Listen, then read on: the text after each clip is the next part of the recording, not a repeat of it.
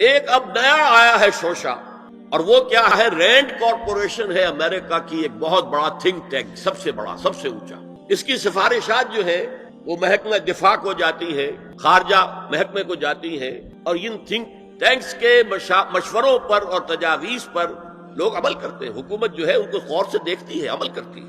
اب انہوں نے مسلمانوں کا تجزیہ کیا ہے کہ مسلمان 4 قسم کے ہیں، سب ایک طرح کے نہیں۔ کہتے ہیں نمبر 1 ہے فنڈامنٹلسٹ، اور فنڈامنٹلسٹ وہ ہیں کہ جو اسلام کو صرف مذہب نہیں دین سمجھتے ہیں، جو یہ سمجھتے ہیں کہ اسلام صرف عقیدے، عبادات اور رسومات کا نام نہیں ہے، بلکہ اسلام ایک پولیٹیکو سوشو اکنامک سسٹم ہے، ایک نظام ہے، اجتماعی نظام۔ کہا یہ ہمارے دشمن نمبر 1 ہیں، انہیں ہم نے ہر قیمت پر ختم کرنا ہے۔ They are the biggest challenge to our civilization, our culture, our system، ہماری تہذیب ان کے سب سے بڑے دشمن ہیں۔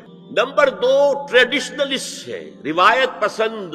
یہ ہمارے علماء جو قال اللہ و قال رسول میں ہے، فقہ حنفی پڑھ رہے ہیں، یا کوئی اہل حدیث ہے تو کچھ اور چیز پڑھ رہے ہیں، وغیرہ وغیرہ، ان کا اصل جو مسئلہ مشغلہ ہے وہ دارالعلوم ہے، پڑھنا پڑھانا ہے، مساجد میں خطبہ دینا ہے، امامت کرانی ہے۔ اس سے آگے کا ان کے سامنے خود تو کوئی کانسیپٹ نہیں ہے، لہٰذا یہ ہمارے لیے خطرناک نہیں ہے۔ They are no challenge to us. لیکن اگر کبھی وہ فنڈامنٹلسٹ کے ساتھ مل گئے تو پھر بہت خطرناک ہے۔ کیوں؟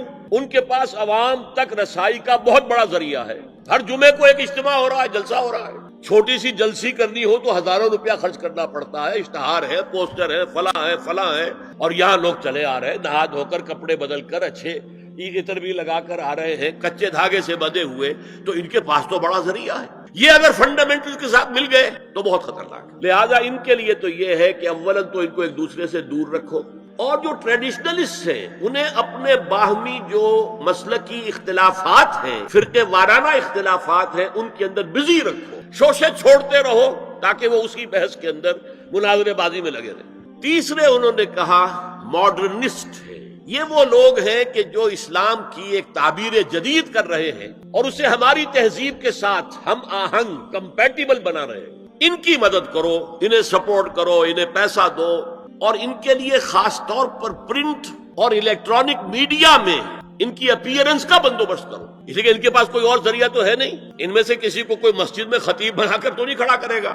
بلکہ داخل بھی نہ ہو سکے شاید وہاں، تو ان کے لیے ذریعہ چاہیے تاکہ عوام تک پہنچے۔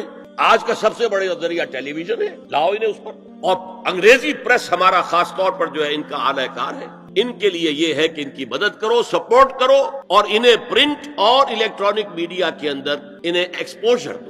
چوتھا کہتے ہیں وہ ہے سیکولرسٹ، پہلے ہی سے ہمارے ہیں، ہماری جیب میں ہیں، وہ تسلیم کر چکے ہیں، ہضم کر چکے ہیں کہ نظام کا، زندگی کے نظام کا کوئی تعلق مذہب سے نہیں ہے، مذہب نام ہے عقیدے کا اور عبادات کا اور رسومات کا، تو یہ تو ہمارے ہی ہیں۔ تو گویا کہ 2 جمع 2 تقسیم ہو گئی، 2 کو سپورٹ کرو، مدد دو، اور 2 کو سپریس کرو، اور ان دونوں کو ایک دوسرے سے دور رکھو، اور جو ٹریڈیشنلسٹ ہے، روایت پسند، انہیں ان کے اختلافات میں الجھائے رکھو۔